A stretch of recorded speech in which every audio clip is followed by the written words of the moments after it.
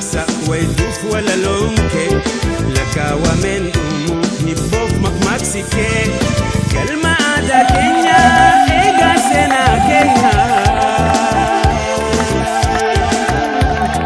kallacha tokkummaa hundee bilisummaa afaan oromoo hundee oromummaa afaan oromoo hundee oromummaa gurratti mi'aawa yaa'an sagaleeke cirracha bishaanii baay'inni jajjagee gurratti mi'aawa yaa'an sagaleeke cirracha bishaanii baay'inni jajjagee nunuu marti itti haa yaannu ilmaan haa barsiifnu ittiin haa guddifnu wal haa yaadachiifnu jechoota adda addaa ittiin haa barannu siyaasaa fi herrega.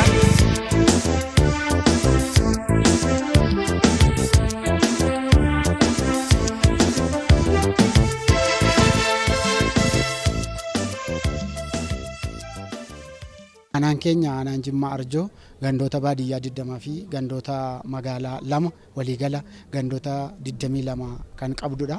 Gandoota 22 qabnu kana keessatti baadiyyaaf magaalaatti yeroo ammaa gurmaa'iinsa haaraa nama 146 gandoota kana hundarratti waajjira mana hojii mootummaarraa ramadamuudhaanii sadarkaa gandaatti gadi bu'anii hawaasa tajaajiluudhaaf ergama kana fudhatanii gadi bu'anii jiru. Yeroo gadi bu'anitti manni keessatti hawaasa kana akkaataa barbaachisummaa isaaf baay'ina isaanii duukaa manni waan hin jirreef mootummaan naannoo Oromiyaas dhimma kana ilaaluudhaan diizaayinii haaraa gadi buusee yeroo ammaa manni kun akka ijaaramu kallattiin kennamee ture. Nus haaluma kanaan fudhachuudhaanii gandoota 22 hunda keessatti mana guyyaa har'aa eebbifame kanaa wajjin kan wal simu ijaarree xumuruudhaanii eebbaa fi kan qaqqabsiisne ta'uusaadha jechuudha. Achi keessatti kanaan dura sababa rakkoo nageenyaatiif kenniinsi tajaajilaa si'ataaf qulqullina qabu hawaasa keenyaaf kennamaa waan hin turreef yeroo ammaa kana uummanni keenya baadiyyaaf magaalaa gammachuu faamilee guutuudhaan gurmaa'insa kana simatee bira dhaabbatee mana kana ofiisaatii kan kooti jedhee ijaarratee keessatti na tajaajili jedhee ijoollee isaa isa keessaa ba'an inni barsiise sana waliin hojii kanatti qabatamaadhaan kan galamee jiru ta'uusaadha. Dura akkuma qubna garaatti haqa dhugaatu hin jiru, haqa dhugaa Oromootu hin jiru. Ragaa sobaa namatti bahu hin jira.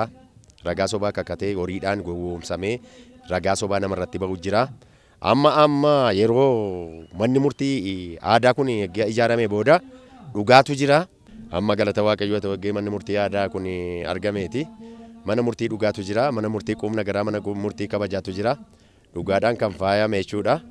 Kanatu jira jechuudha. Gandi kun edda nu ijaarame baay'ee baasii guddaa nu qusatee gisee kanas baanee bajaajiidhaan arjoon baana arjoo yoo baane shayii jira hambiraa jira baasii addaa garaa jira waraqata bittaa jira gatiraa olii kaffaluutu jira birrii 500 nu gaafatu birrii 2,000 nu gaafatu amma edda gandi kun mootummaan fidee nu dhaabee mootummaa Waaqayyo tokkodha waan ta'eef baasiin qabu deemsan qabu kanaaf baasii baay'ee nurraa salphise mootummaan kun galatooma malee.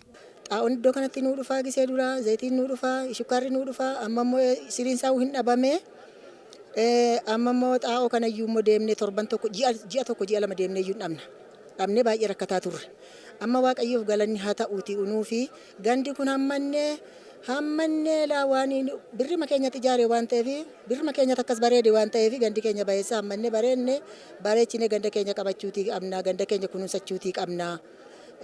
Amma wanni murtii aadaa immoo dhugaadhuma birrii keenyas qabeenyaa keenyas nu gabaabsee nu qusatee deemsas nu qusatee haatiyyeessaa tokko yoo himatte karaa tokko baasii ishee baaftii karaa tokko immoo miila isheetiin deemtee bakka geessu horii keenyas nu qusatee haqaan dhugaadhaan hojjetame.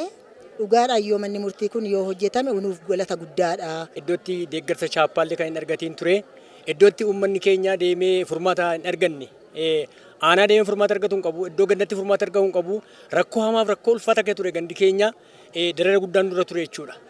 Dhuguma gandi kun iddoo qabateetu bor tajaajila argannaa waan jennu keessa galameetu uummata kana mariisanii falaxaa 5 akka boomnee ijaarrannuuf gaafa jarri nu mariisanii dhuguma uummanni keenya quuqama qaburraa kaaseetu waan paartiin badhaadhinaa jedhe kana sirriidha nu barbaachisaa jedhanii falaxaa shan buufanne jechuudha. Kunoo mana kana fakkaatu hirmaannaa uummataatiin dargaggoonni dubartoonni illee jechuudha. Wal ta'ee ijaarrannee kun iddoo kana jirra jechuudha. Hooggansi keenya asitti ramadamtanii jirtan mana bareedaa kana ijaaramuun qofti galma miti. Mana bareedaa kana fakkaatu keessa teessanii haqaan uummata keessan tajaajiluuti isinirraa eegama.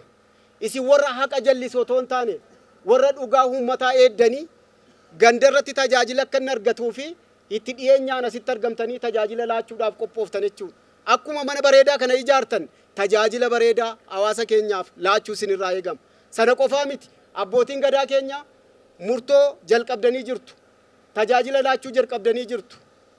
Aadaa keenyaan karaa duudhaa keenya ta'een haqa eeguudhaan hojii jalqabdanii jirtu. Har'a immoo manni isinii qophaa'e kun bakka isinitti haqa uummata keenyaa haqa waloo lafatti uummanni keenya argatudha. Kanaaf isinis kan isinirraa eegamu uummata keessan haqaan tajaajiluudhaaf mana murtii aanaa utuu hin deemin, waajjira poolisii utuu hin deemin, waajjira abbaa alangaa utuu hin deemin isin biratti uummanni keenya karaa aadaa isaatiin haqa argachuutirraa eegamachuu. Waan dukkanaaf abdii nama kutachiisu keessa dabarre hin darbaa jedhamee kan hin yaadamne. Garuu hirmaannaa hawaasa keenyaa fi kutannoo humna nageenyaa keenyaaf kutannoo raayyaan ittisa biyyaa keenya diinota keenyaaf humna farra nageenyaa irratti fudhateeni waa hunda isaayyuu dabarree aarsaan qaqqaaliin kaffalamee as geenyee jirra. Nageenya hafuura nagaa baafachuu dandeenyeerra. Hafuura nagaa baafachuu danda'uu keenyaan immoo hawaasni keenya misoomatti deebi'uun piroojeektii adda addaa eebbisuutti deebi'uun kenniinsi tajaajilaa sadarkaa aanaaf gandaatti deebi'uun geejjibni tajaajilli fayyaa tajaajilli barnootaa iddootti deebi'uun cimee itti fufee jira. Kun caalmaatti akka inni fiixaan nu ba'uuf amansiisaa akka ta'uuf immoo nageenya keenya irratti hunduu cimsinee hojjechuu akka qabnu sirriitti qabachuu qabdu kan jedhu akka kallattiitti kan qabachuu qabdan tokkummaa amma eegaltan kana caalmaatti cimsattanii kanaa ol deemuu danda'uun akkasin irra jiraatu. Sabni tokkummaa qabu yeroo kamittuu injifataadha. Sabni tokkummaa qabu sirna isaaf ta'u ijaarrata akka sabaatti.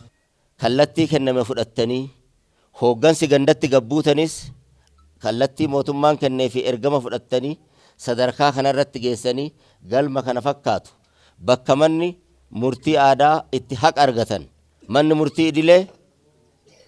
murtii idilee pirosiijarii akkaataa namni itti falme murteessa malee haqa murteessu reefu hoggaa achitti manguddoon keenya akkaataa itti kakachiisan nutti himan namni cinaan dhadhaabbatee akkuma jallaatti baquu jalqabe jechuudha. Kakuun isaatu haqa dabuu dhiisii haquma jiruu dabsuudhaaf hin yaachisu jechuudha.